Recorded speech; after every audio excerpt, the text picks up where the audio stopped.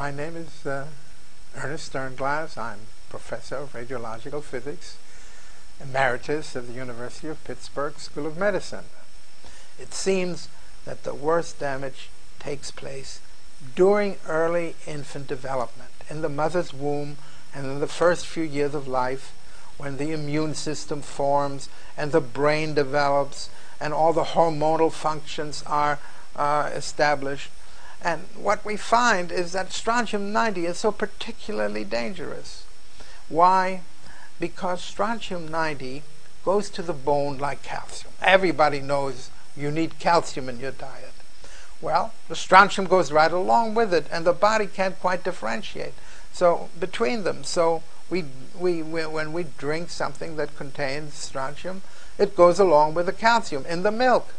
In fact, during the Bob test years, the milk and the radioactive iodine, which is much shorter lived, it only has a half-life of a week or so, compared to strontium-90, which has a half-life of 28 years and builds up in the bone over the years. When you keep drinking milk and eat ice cream and all the wonderful things, you keep getting the strontium-90.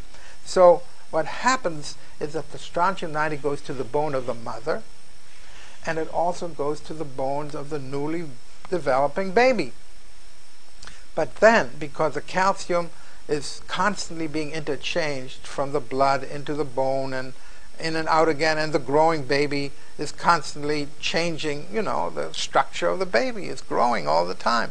So the bones are changing all the time. And the strontium turns into another substance which is extremely dangerous called yttrium. And it also gives off a short-range beta ray, which is an electron that travels just 1/10 of an inch or less. Yet these can reach the bone marrow, both of them, the strontium and the yttrium. And then in the bone marrow is where the white cells of our body are formed. That's why they are the most sensitive areas, because if you attack and damage or mutate the genes of the cells that produce all the white cells, which are the policemen of our body. Think of your body as a city, and we're constantly under siege from carcinogens all around us. It's like bandits trying to destroy us, right? And so if you have a police force that goes on strike, what happens to the crime rate? Up. And that's exactly what happens when you weaken the immune system with strontium-90. And then the yttrium-90 leaves the bone. It has different chemical properties altogether, and it goes to the soft tissue organs like the pituitary gland that controls the hormones in the body. It goes to the male and female reproductive organs, to the ova, to the sperm, and damages the future generations. And it causes hormonal damage, which we know is important in producing cancers. Both prostate and breast cancer are very heavily influenced by the hormones in the body. So that by destroying or weakening the normal hormonal system, we do all kinds of terrible damage that doesn't show up sometimes until 20, 40, 60 years later. In fact, we find that children who are born grossly underweight or grossly overweight, either way, have many health problems later in life. Often they become obese, and often they are likely to develop high blood pressure much later in life. And there's been a book written about all this just now in the last few years by a professor at Cornell in the School of Veterinary Medicine, the book is called Life in the Womb. And what he finds is that the life in the womb affects the health of the individual for the rest of their lives. It means that if you later on develop high blood pressure or cancer, it is all more than 50%, he feels now, is not determined by the genes we inherit from our parents and grandparents, but from what happens to us while we are developing in the womb, when all the cells are most sensitive, multiplying fast, and when the brain cells get directed in a certain direction. And so we get all kinds of damage that we never considered before. Not only are we worried about cancer, brain cancer, but we're also worried about things, as we find, cognitive damage, the ability to think. You know, we've had terrible problems in recent years with school grades dropping compared to other nations. We're way behind, not only in infant mortality. In fact, Shanghai has a lower infant mortality than New York City. In some cases, we are falling behind by 20 other nations, 30 other nations. So it's very important to realize that it's not just cancer that's really involved. What's involved is every aspect of human development, and the most important development is the immune system and the brain, because the brain controls everything. It even controls the immune system and the production of hormones. So if you do that early, when the fetus is only a tiny inch-long entity, and the brain cells are being guided to their right positions, and if you kill a few of them, then this multiplies enormously, and later on the child has trouble doing mathematics. Many years later, spelling problems, reading problems, learning problems, and this is the most damaging thing that a nation can experience. In fact, compared to cancer, as deadly and terrible as it is, the most serious damage is to the minds of the children. In fact, that's what I wrote about, a chapter in my book called Secret Fallout, which is now available on our website. It's called Secret Fallout, Low-Level Radiation from Hiroshima to 3 Mile Island. And it's available on our website. The website is radiation.org. And many recent articles, like the one that was just appeared here in the International Journal of Health Services, in which we find that strontium-90 in baby teeth, instead of coming down the way it did after the endobomb testing between 1962 and 1965, 68, 69, it was coming down beautifully. It was practically cutting in half every 2 or 3 years.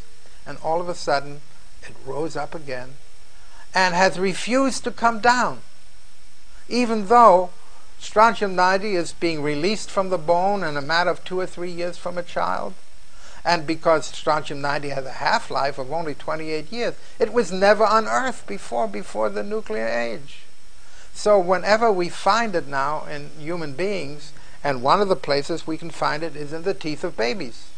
And incidentally, since for the last 3 years or so, we have been collecting baby teeth from all over the nation, especially on the East Coast, and more recently even from California, from places like San Luis Obispo and places that seem to be far away from danger, from fallout. But now we find that wherever there are nuclear reactors, we find the highest increase in strontium-90. In fact, in Miami, Florida, where you would think people go for their vacation, well, there were 2 terrible reactors that had terrible problems called Turkey Points, and they released enormous amount of radioactivity, which was, regarded as essentially safe by government standards.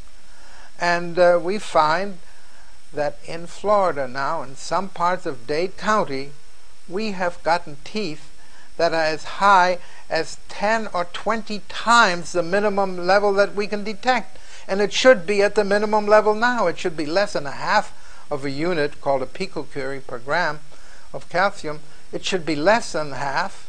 And we find levels as high as 15, 16, or 17. And the same thing is true now in other areas of the country. It's, for instance, in the case of Long Island, which will be one of the ones we've had the most success with in raising teeth, because many people have helped us to gather teeth from children who they lose their teeth between 6 and 12, and we've established this baby tooth project first in Long Island, and that's where we've had the largest number of teeth found. And we find that wherever on this map that I've made, and that was already a year ago, the first and largest numbers of teeth occurred with high levels of strontium-90 in the bone or in the teeth of the babies which we can establish by when they were born and where they lived, we find that this is where the plumes from Oyster Creek in near Atlantic City in New Jersey going in the summer north, and where the plume from Indian Point overlap, and where they cross, that's the highest amount of strontium-90 in baby teeth that we found on the south shore of Long Island in Suffolk County. And that's right next to the Brookhaven National Laboratory, which since the early 50s operated 2 or 3 reactors and allowed lots of radioactivity to escape into the air and to the groundwater, and there the wells have become contaminated, not only with the pesticides and herbicides that they used in the potato fields in Long Island many decades ago, but now it's all contaminated with long-lived radioactive cesium and strontium and plutonium and other elements which cannot be easily extracted. In fact, the only place where cancer rates have come down most dramatically is in places that got now fresh rainwater, which is no longer contaminated by the heavy bomb testing, and especially in a place like San Francisco. And I have a diagram that shows that in San Francisco there was a huge peak of breast cancer in the mid-80s. And then, after the last bomb test by China in 1980 in the atmosphere, and our last bomb test in 1992 in Nevada, which was underground but leaked often very much, and the government lied about how much leaked out. And then the local reactor nearby was shut down, and when all that happened, about 1989 to 92, breast cancer rates in San Francisco plunged by almost 50%, more than in any other city that we have examined this far. In fact, on the East Coast and other places where the reactors continue to operate, it has been the opposite.